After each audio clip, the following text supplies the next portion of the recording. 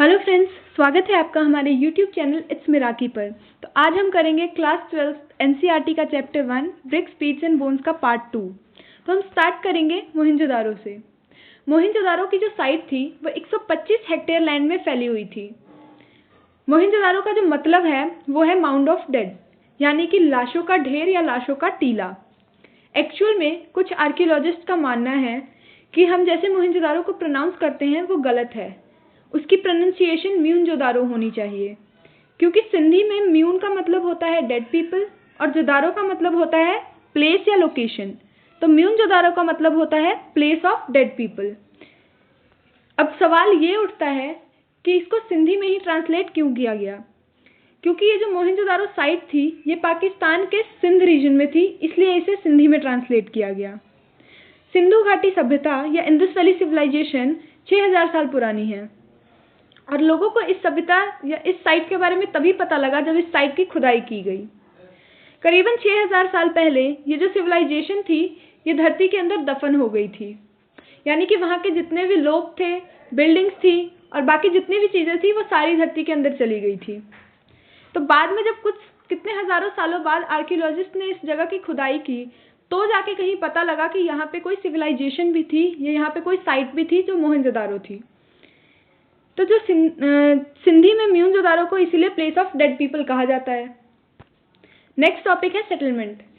Settlement यानी कि वो एरिया जहाँ पे ये जो लोग थे मोहनजोदारो साइट के, वो लोग रहते थे।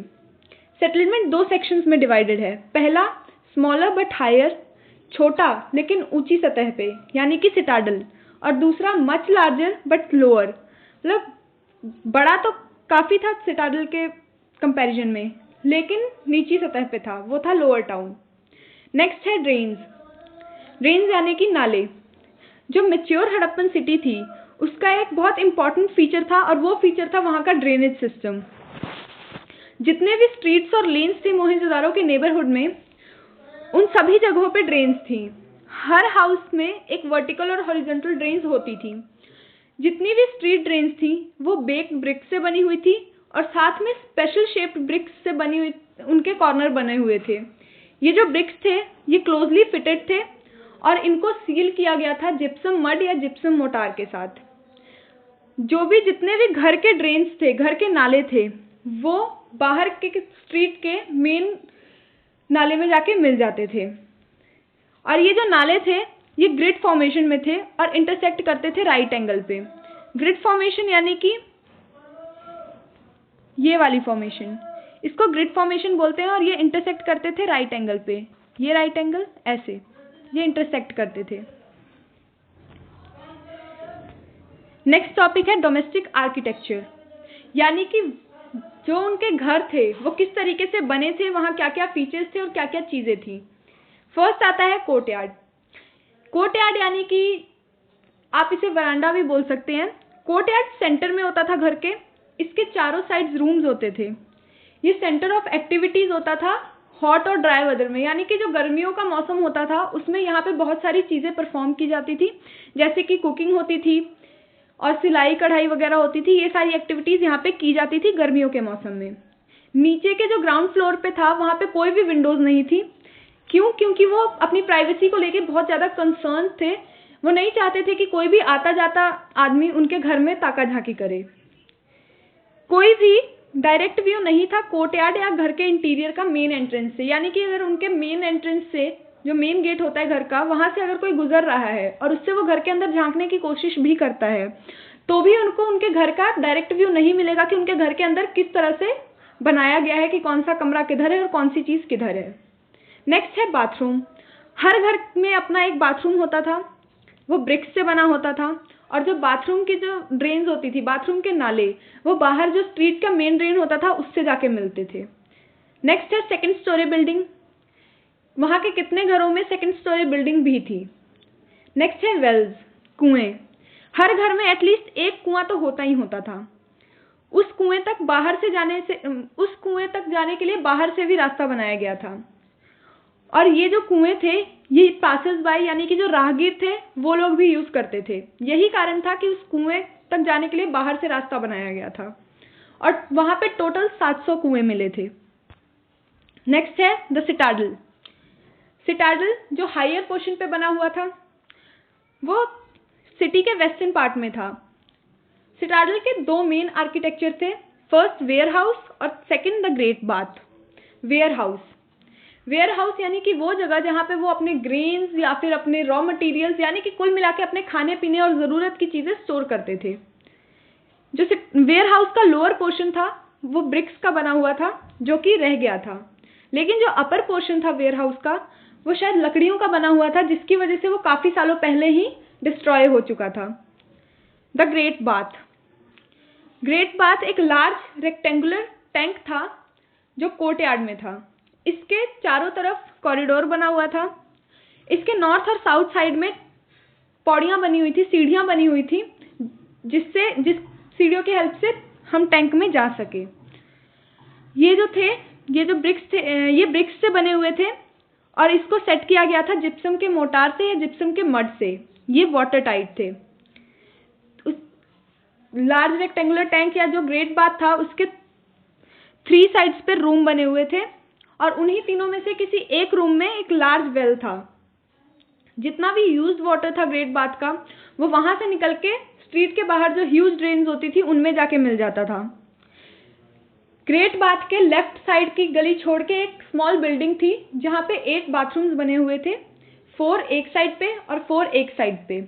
ये जो चार बाथरूम थे दोनों साइड पे, इनकी जो ड्रेन्स थी वो कॉरिडोर में आके मिलती थी और फिर वहां से कॉरिडोर से एक सिंगल ड्रेन आती थी जो कि बाहर स्ट्रीट के मेन ड्रेन में जाके मर्ज हो जाती थी यानी मिल जाती थी।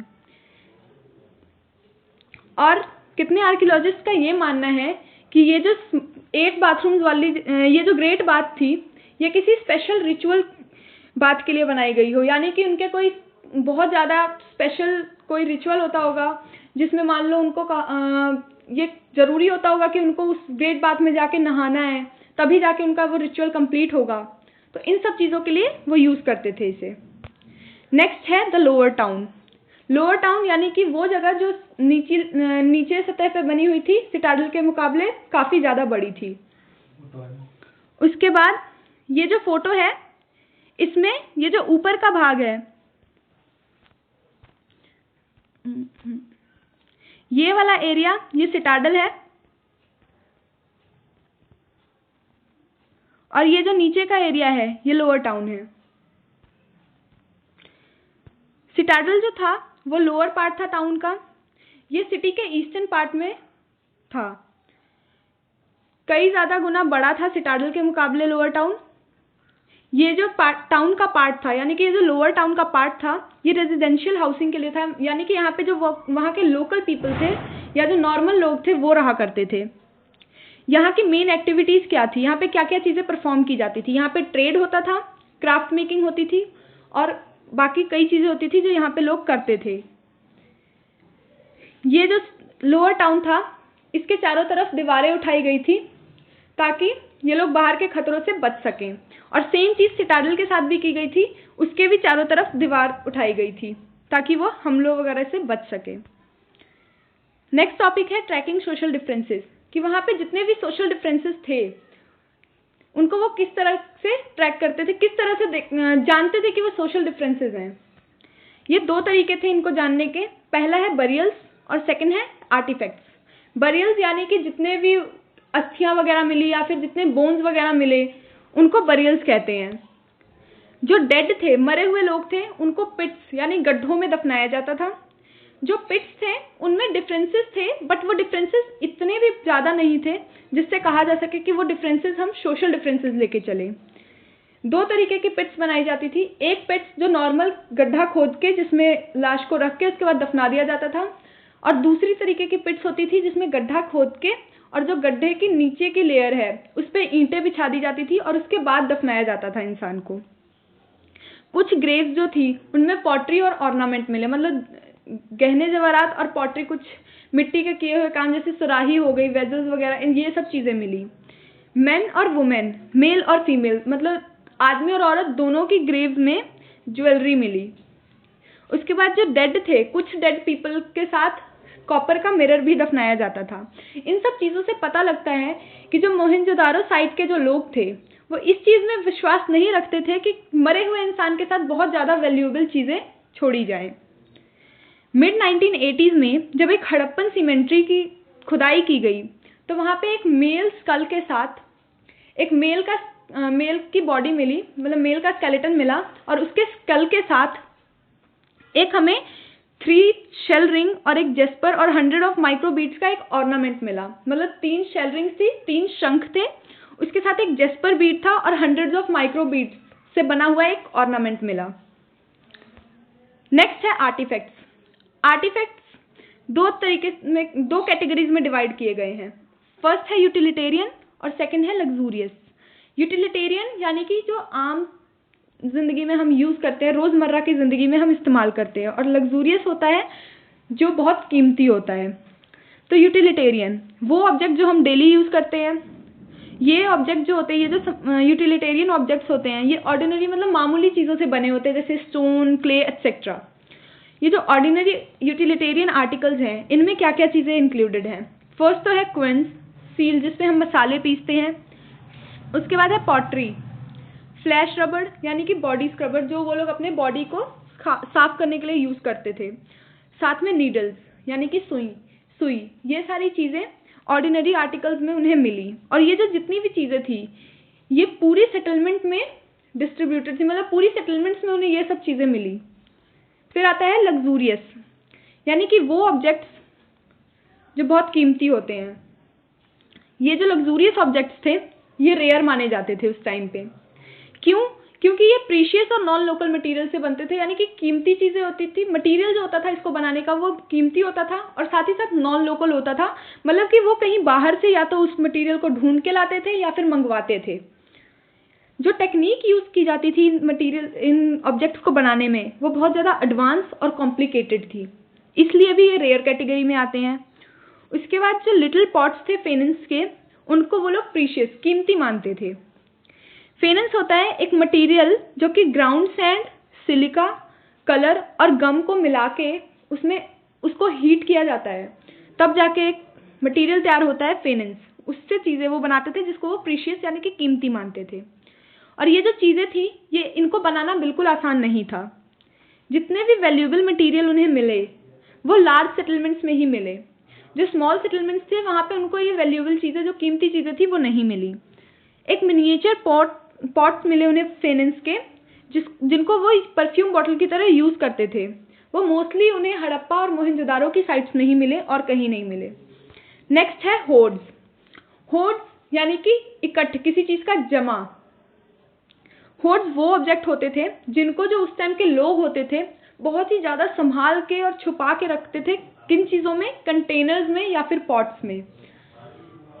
ये जो होर्ड्स थे ये ज्वेलरी के भी हो सकते थे, ज्वेलरी का भी इकट्ठा हो सकता था, या फिर मेटल्स का भी हो सकता था कि मान लो उन लोगों ने ज्वेलरी इकट्ठी की हो या फिर मेटल्स इकट्ठे किए हों। और ये जो मेटल्स वो लोग ये सब चीज़ें इकट्ठे करते थे, शायद ये इसलिए किया करते थे ताकि जो मेटल वर्कर्स थे वो उसे दोबारा रीयूज करके कुछ और चीज़ें बना सकें। कुछ रीज़न की वजह से या किसी रीज़न की वजह से अगर जो ओरिजिनल ओनर होता था वो वापस ना आए, जो उन होर्ड्स का ओरिजिनल ओनर होता था वो वापस ना आए, तो ये जितना भी होर्ड्स का रिमेन था वो वहीं रह जाते था, वहीं छोड़ दिया जाता था जहाँ पे उसे छुपाया गया हो, तब तक जब तक कि काफ़ी सालों बाद कोई आर्कियोलॉजिस्ट आके और उस होर्ड को ढूंढ ना ले। फिर जितने भी गोल्ड ज्वेलरी थी जो हड़प्पा साइट में मिले, जो हड़प्पन साइट में हमें जितनी भी गोल्ड ज्वेलरी मिली वो होर्ड से ही रिकवर की गई है, होर्ड से ही निकाली गई थी। तो इस वीडियो में इतना ही। Thanks for watching. Please like our video, share with your friends and subscribe our channel, and don't forget to follow us on Instagram. Our Insta handle is its_Miraki_07. Thanks for watching.